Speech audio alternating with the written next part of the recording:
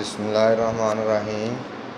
आज हम अपना 10th क्लास का नया टॉपिक शुरू कर रहे हैं। गैसेस एक्सचेंज के अंदर सब टॉपिक है गैसेस एक्सचेंज प्लांट्स। तो प्लांट्स जो हैं बेसिकली तौर पर have no organ for gases exchange.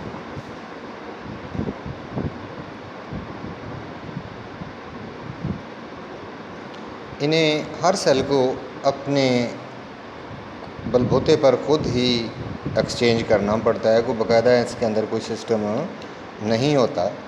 तो पहले हम देखते हैं लीव्स और यंग स्टेम। और यंग स्टेम के अंदर के वहाँ कैसे होता है।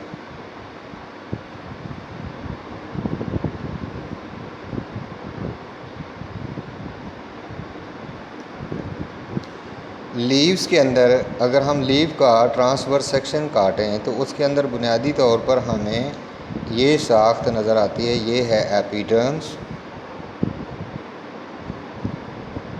ये ट्रांसवर्स सेक्शन काटेंगे, उसके अंदर ये सेल्स पाए जाते हैं। इन सेल्स को हम मीज़ोफिल का नाम देते हैं, मीज़ोफाइल। मीज़ो मीन मिड और फाइल मीन पत्ता।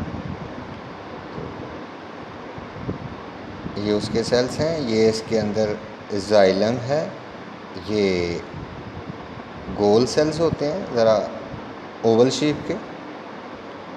तो ये ऊपर वाले जो हैं ये लंबूतरे होते हैं, उन्हें हम पेलिसीड का नाम देते हैं। इनको हम स्पॉन्जी मीज़ोफिल का नाम देते हैं। ये अपर एपिडर्म्स है।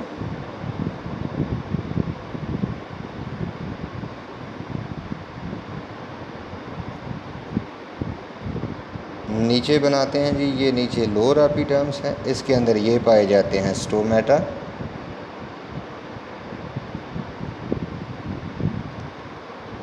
तो ये लोअर एपिडर्म्स।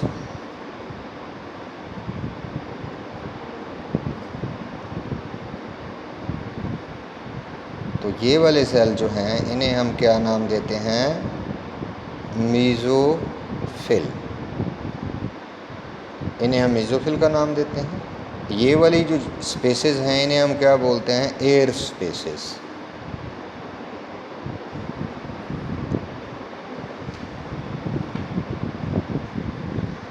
तो इनके ज़रिए ये जो एयर स्पेसेस हैं बाहर से गैसों का तबादला अंदर की तरफ, और अंदर से जो है वो फालतू गैस जो है वो बाहर निकल जाती है। ये बेसिकली तौर पर ये ट्रांसफ़र सेक्शन हमने लिया है। तो पत्ते को दो किस्म के हालात का सामना करना पड़ता है। एक होता है डे टाइम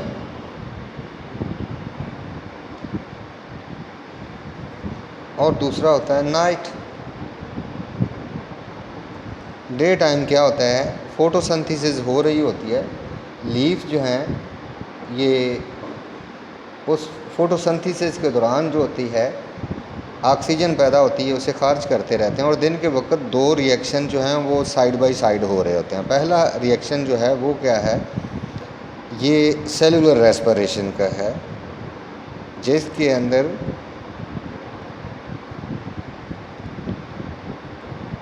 ये ऑक्सीजन जो है ये ग्लूकोज के मालिक्यूल को तोड़ेगी और हमारे पास carbon dioxide plus water plus ATP बनेगी।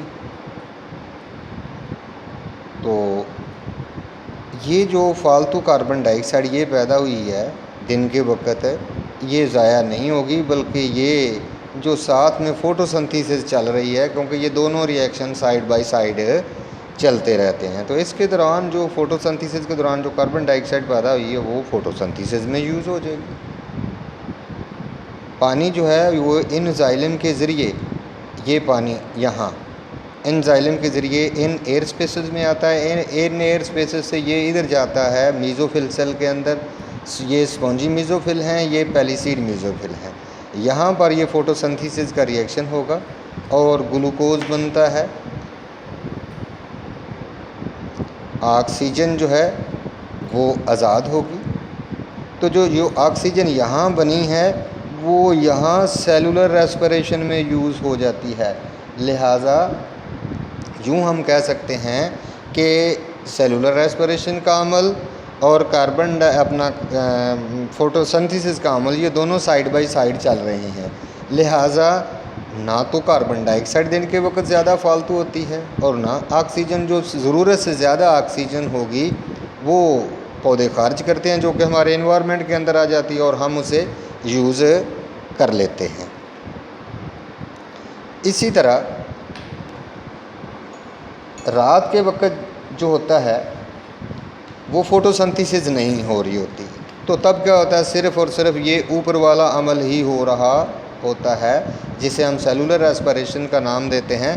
तो ये रात को फालतू कार्बन डाइऑक्साइड होती है, ये वाली ऑक्सीजन, ये कार्बन डाइऑक्साइड जो है ये फालतू होगी, ऑक्सीजन तो यूज़ होगी। ये कार्बन डाइऑक्साइड ये फालतू होती है, ये निकाल दी जाती है रात पौधे के लिए नीचे। इसीलिए ये रिकमेंड किया जाता है कि रात को पौधों के नीचे नहीं सोना चाहिए, क्योंकि वहाँ पर कार्बन डाइऑक्साइड ज़्यादा होती है, लिहाजा सफोकेशन हो सकती है और डेथ हो सकती है, दम घुट सकता है।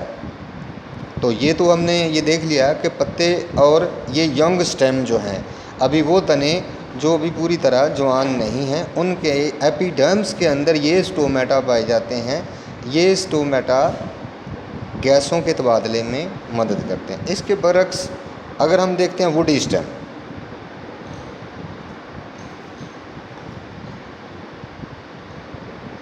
तो इनकी सतह के ऊपर हम देखते हैं कि फॉर एग्ज़ाम्पल ये हम ले लेते हैं, ये एक तना है, तो इसकी सतह पर छोटे छोटे उभार होते हैं। इन उभार के अंदर स्पेशल किस्म के सेल्स पाए जाते हैं, उन्हें हम बोलते हैं लेंटेसेल्स। इस तरह के होते हैं। ये लेंटेसेल जो है ना, ये सख्त तने या वुडी स्टेम के अंदर से गैसों के अखराज में मदद देते हैं, और वो पौधे जो कि पानी के अंदर पाए जाते हैं उनका तबादला जो होता है वो पानी के अंदर, यानी इन वाटर, वो सिंपली जो पानी के अंदर डिज़ोल्व ऑक्सीजन है वो यूज़ कर लेते हैं और वो अपना कार्बन डाइऑक्साइड और ऑक्सीजन वहाँ से ले लेते हैं और वो अपना काम चलाते हैं। इसी तरह जड़ों के अंदर भी तबादला होता है गैसों का। वो कैसे होता है, ये फॉर एग्ज़ाम्पल हम ये ले लेते हैं कि ये जड़ है, जड़ के ऊपर ये उसके ऊपर हैं रूट हेयर्स। इन रूट हेयर्स के आसपास मिट्टी के पार्टिकल्स हैं, ज़र्रात हैं।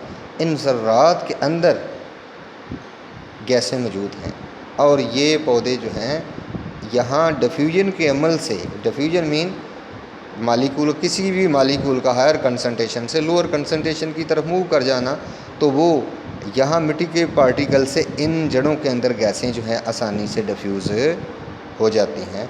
तो आज हमारा जो टॉपिक था वो था गैसेस एक्सचेंज इन प्लांट, जो हमने स्टडी किया। थैंक यू जी, शुक्रिया।